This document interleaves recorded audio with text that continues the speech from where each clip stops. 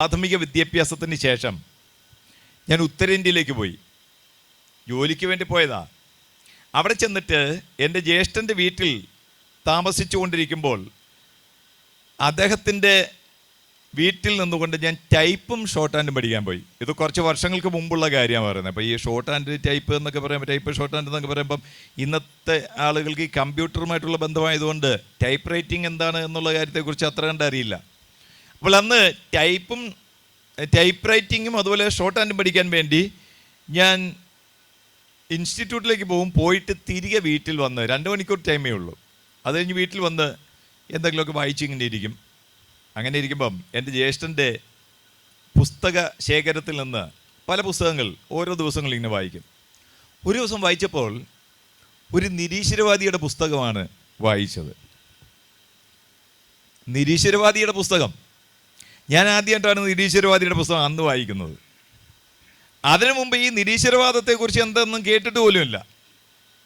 ഞങ്ങൾ ഈശ്വരവിശ്വാസികളാണ്, ദൈവത്തെ ആരാധിക്കുന്നവരാണ്, പള്ളിയിൽ പോകുന്നവരാണ്, സൺഡേ സ്കൂളിൽ പങ്കെടുക്കുന്നു, കുർബാനയിൽ പങ്കെടുക്കുന്നു.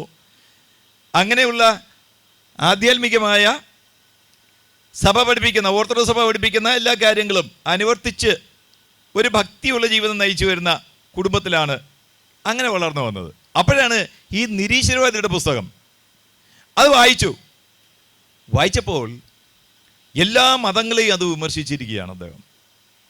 ഹിന്ദു മതമായാലും ഇസ്ലാം മതമായാലും ക്രൈസ്തവ മതമായാലും മതഗ്രന്ഥങ്ങൾ ഉൾപ്പെടെ എല്ലാത്തിനെയും വിമർശിച്ചുകൊണ്ട് ഇതൊന്നും ദൈവികമായ ഗ്രന്ഥങ്ങളല്ല, ഇതെല്ലാം മതനേതാക്കന്മാരുടെ, വൈദികരുടെ, പാസ്റ്റർമാരുടെ ഒക്കെ വയറ്റിപ്പിഴപ്പിനുള്ള മാർഗമാണ് എന്ന് പറഞ്ഞുകൊണ്ടും പരിശുദ്ധ ബൈബിളിൽ ഉള്ള പല കാര്യങ്ങളും വൈരുദ്ധ്യങ്ങളാണ്, ഇത് യുക്തിയുള്ള മനുഷ്യർക്ക് ആർക്കും വിശ്വസിക്കാൻ കഴിയുന്നതല്ല എന്ന് പറഞ്ഞുകൊണ്ട് അദ്ദേഹം പുസ്തകം എഴുതി അവസാനിപ്പിച്ചിരിക്കുകയാണ്. അപ്പോൾ ഇങ്ങനെയുള്ള പുസ്തകത്തിനകത്ത് ആദ്യമായിട്ട് അങ്ങനെയുള്ളൊരു ആശയം കേൾക്കുമ്പോൾ ദൈവമില്ല, പിശാചില്ല, ദൂതന്മാരില്ല,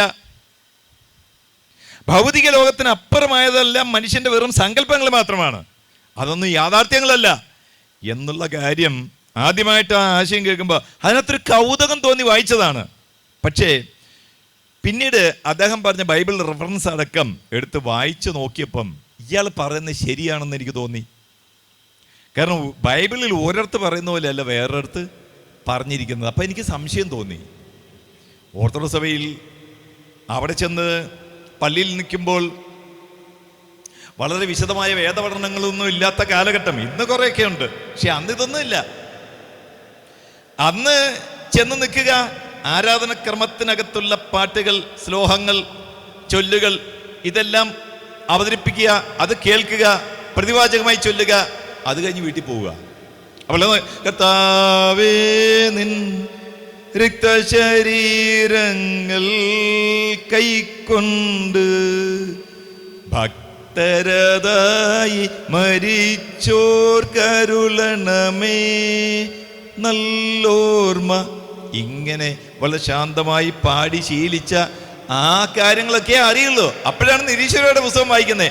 അതിനകത്തുണ്ടോ ഇത് ബൈബിളെല്ലാം തെറ്റാണ്, ഇതൊന്നും മനുഷ്യന് യുക്തി ഉണ്ടെങ്കിൽ വിശ്വസിക്കാൻ പറ്റുന്നതല്ല എന്നുള്ള കാര്യങ്ങൾ വായിച്ചു കഴിഞ്ഞപ്പോൾ ഈ പാട്ടുണ്ടല്ലോ, ഈ ശ്ലോകം, ആ ശ്ലോകം കൊണ്ടൊന്നും ഇതിനെ എതിർക്കാനോ തോൽപ്പിക്കാനോ കഴിയാത്ത തരത്തിൽ ഈ നിരീശ്വരവാദിയുടെ പുസ്തകം ശരിയാണ് എന്നെനിക്ക് തോന്നിപ്പോയി.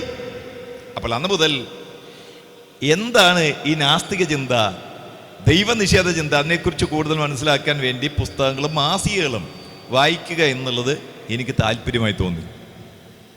അങ്ങനെ ഞാൻ ദൈവവിശ്വാസത്തിൽ നിന്ന് പയ്യെ അകന്ന് ദൈവവിശ്വാസം ഇല്ലാത്ത നാസ്തിക തത്വചിന്ത തലയ്ക്ക് പിടിച്ച ഒരാളായി മാറി. ഇന്ന് നമുക്കറിയാം ലോകത്ത് നാസ്തികത എന്താണ്, ഈശ്വര നിഷേധം എന്താണെന്ന് ചോദിച്ചാൽ ഇന്നറിയാം. പക്ഷെ അന്നത്തെ കാലത്ത് അത്രയൊന്നും പ്രബലമല്ലത്. ഇന്ന് ധാരാളം ആളുകൾ മതം വിട്ട് നിരീശ്വരവാദത്തിലേക്ക് പോകുന്നുണ്ട്. അവരുടെ കൂട്ടായ്മകളുണ്ട്, അവിടെ സോഷ്യൽ മീഡിയ ഗ്രൂപ്പുകളുണ്ട്, ഇതൊക്കെയുണ്ട്, സജീവമാണ്, ശക്തമാണ്. പക്ഷെ അന്ന് ഇതൊന്നും ഇല്ലാത്ത കാലഘട്ടം.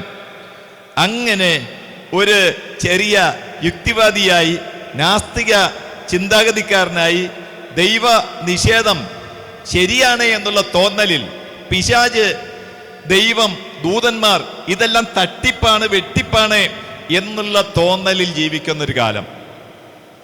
അങ്ങനെ ജീവിക്കുമ്പോൾ ഈ കാര്യം എനിക്ക് സംഭവിച്ചത് മധ്യപ്രദേശിലെ ഗ്വാളിയർ എന്ന് പറയുന്ന സ്ഥലത്ത് വെച്ചാണ്. അവിടെ നിന്ന് ഞാൻ എൻ്റെ സഹോദരിയുടെ ഭവനത്തിലേക്ക് പോയി. സഹോദരി ലക്നൌവിലാണ്, UP-യിൽ. അവിടെ പാർക്ക് ചെയ്യാണ്. അപ്പം എൻ്റെ സഹോദരി, ഞങ്ങൾ ഓർത്തഡോക്സുകാരെ ആയിരിക്കെ എൻ്റെ സഹോദരിയെ വിവാഹം കഴിപ്പിച്ച് അയച്ചത് കത്തോലിക്ക സഭയിലാണ്. പക്ഷേ ഈ ലക്നൗ എന്ന് പറയുന്ന സ്ഥലത്ത് ചെന്നിട്ട് ഒരു പാസ്റ്റർ അവരോട് സുവിശേഷം പറഞ്ഞിട്ട് കത്തോലിക്ക സഭയിൽ നിന്ന് അവർ പെന്തക്കോ സഭയിലേക്ക് പോയി. അന്ന് മുതൽ നിരന്തരം ഞങ്ങൾ നാട്ടിലായിരിക്കുമ്പോൾ ഞങ്ങൾക്ക് കത്തെഴുതുമായിരുന്നു, രക്ഷിക്കപ്പെടണം, സ്നാനപ്പെടണം, ഇതൊക്കെ വേദപുസ്തകത്തിൽ സത്യങ്ങളാണ് എന്ന് പറഞ്ഞുകൊണ്ട്. അന്ന് ഞങ്ങൾ 8ാം ക്ലാസ്സിൽ 9ാം ക്ലാസ്സിലൊക്കെ പഠിക്കുന്ന കാലം. അപ്പം ഞങ്ങൾ തിരിച്ചങ്ങോട്ട് കത്തെഴുതും. ഇന്ന് കത്തെഴുതുക എന്ന് പറഞ്ഞാൽ നമുക്കറിയില്ലല്ലോ.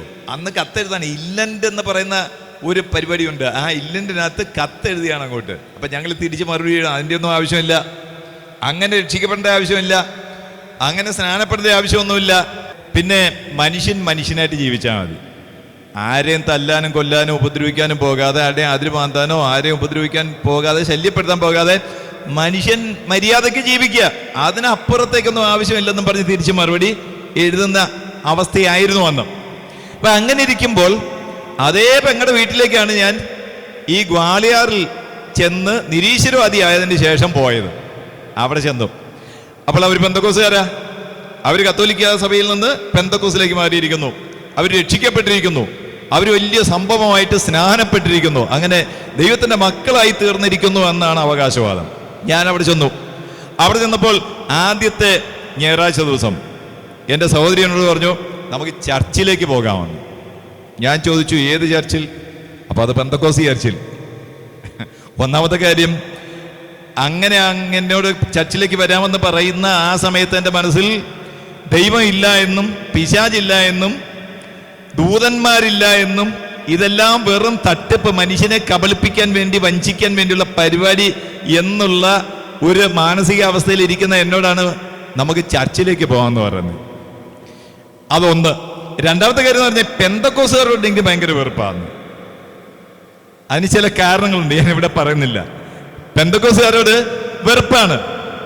ഈ 2 കാരണത്താൽ ഞാൻ പറഞ്ഞു, ഞാൻ വരുന്നില്ല, ചർച്ചിലേക്ക് ഞാൻ വരുന്നില്ല. അപ്പോൾ എൻ്റെ സഹോദരിയോട് തിരിച്ചു പറഞ്ഞ എന്താണെന്നറിയോ? ഈ നല്ല കാര്യത്തിന് നിന്നെ ക്ഷണിച്ചിട്ട് നീ വരാതിരിക്കുന്നത് സാത്താൻ നിന്റെ ഹൃദയത്തെ കൈവശപ്പെടുത്തിയിട്ടാണ്. നോക്കണേ, സാത്താൻ ഇല്ല എന്ന് വിശ്വസിക്കുന്ന എന്നോട് എൻ്റെ സഹോദരി പറയുകയാണ്, ഈ നല്ല കാര്യത്തിന് എന്നെ ക്ഷണിച്ചിട്ട് വരാതിരിക്കുന്നത് എൻ്റെ ഹൃദയത്തിൽ സാത്താൻ തടസ്സം നിൽക്കുകയാണെന്ന്. അതെങ്ങനെയാ എനിക്ക് സമ്മതിച്ചു കൊടുക്കാൻ പറ്റുന്നേ? അതുകൊണ്ട് എനിക്ക് ചൂട് കയറി ഉടൻ തന്നെ ഡ്രസ്സ് ചെയ്ത് സാത്താൻ ഇല്ല എന്ന് തെളിയിക്കാൻ എനിക്ക് ബാധ്യതയുണ്ട്.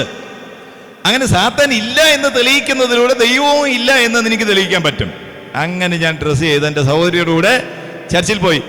ഇതുപോലുള്ള വലിയ ചർച്ചൊന്നുമല്ല, ഒരു വാടക വീട്ടിനകത്ത് ഇങ്ങനെ പൊട്ടിയും പാടിയും ഇരിക്കുന്ന സമൂഹമാണ്. ഞാൻ ചെന്ന ഏറ്റവും പിന്നിൽ ഇങ്ങനെ ഇരുന്നു.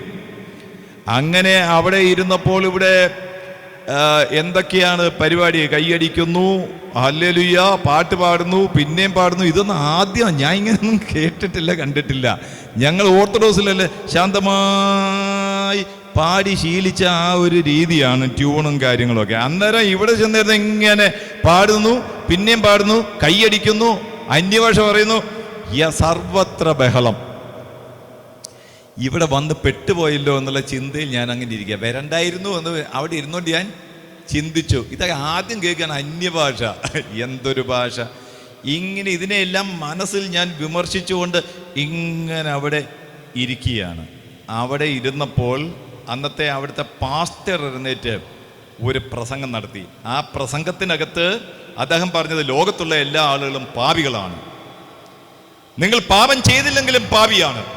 അപ്പൊ ഞാൻ അതുവരെ കേട്ടിട്ടുള്ളത് പാപം ചെയ്ത് പാപിയാകുന്നു എന്നാണ്. പക്ഷേ ഇദ്ദേഹം പറയുന്നു, പാപം ചെയ്തില്ലെങ്കിലും നിങ്ങൾ പാപിയാണ്.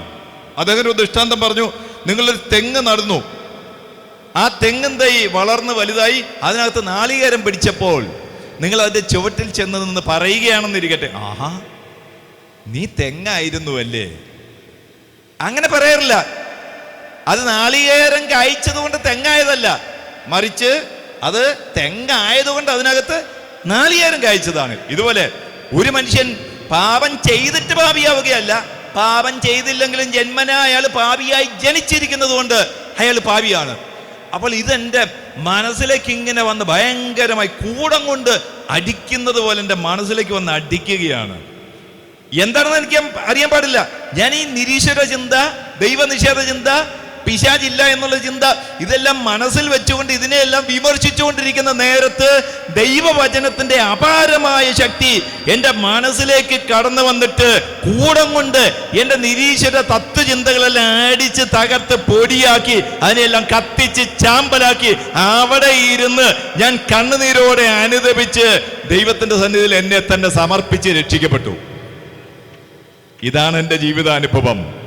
അപ്പൊ ലോകത്ത് ഇത്തരത്തിൽ നാസ്തികന്മാരായിട്ടുള്ള ആളുകളെ, നിരീശ്വരവാദിയായിട്ടുള്ള ആളുകളെ, ദൈവനിഷേധികളായിട്ടുള്ള ആളുകളെ പരിവർത്തനപ്പെടുത്തി രൂപാന്തരപ്പെടുത്തി ദൈവികതയിലേക്ക് ഉയർത്താൻ പര്യാപ്തമായതാണ് ദൈവത്തിന്റെ വചനമെന്ന് അനുഭവത്തിന്റെ വെളിച്ചത്തിൽ പറയാൻ കഴിയും.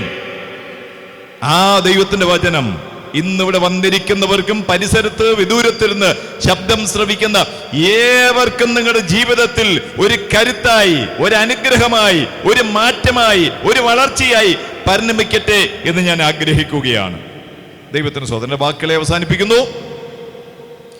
ദൈവത്തിന് സകല മനുഷ്യരെ രൂപാന്തരപ്പെടുത്താൻ കഴിയും. സമാധാനമില്ലാതെ, സന്തോഷം നഷ്ടപ്പെട്ട്, നിരാശ ബാധിച്ച് എന്തിന് ജീവിക്കണം എന്നുള്ള ചിന്തയിൽ ആരെങ്കിലും മനം കലങ്ങിയിരിക്കുന്നുവെങ്കിൽ, മനസ്സ് വേദനപ്പെട്ടിരിക്കുന്നുവെങ്കിൽ, അങ്ങനെ ഉള്ളവരുടെ മനസ്സിലേക്ക് വന്ന് നിങ്ങളുടെ പ്രശ്നങ്ങളെ സമ്പൂർണമായി പരിഹരിച്ച്, ഭാഗികമായിട്ടല്ല, ലോകത്തുള്ള ഏതെങ്കിലും വൈദ്യനോ മനഃശാസ്ത്രജ്ഞനോ കൗൺസിലർമാരോ നിങ്ങളുടെ പ്രശ്നത്തെ ഭാഗികമായി പരിഹരിക്കുന്ന രീതിയിലല്ല, ദൈവം നിങ്ങളുടെ പ്രശ്നം ഏറ്റെടുത്തു കഴിഞ്ഞാൽ സമ്പൂർണമായ പരിഹാരം ദൈവത്തിന്റെ പക്ഷത്തു നിന്നുണ്ടായിരിക്കും. അത്തരത്തിലുള്ള ദൈവാനുഗ്രഹം ഈ സുവിശേഷ യോഗത്തിലൂടെ ഉണ്ടാകട്ടെ എന്ന് പ്രാർത്ഥിക്കുകയാണ്.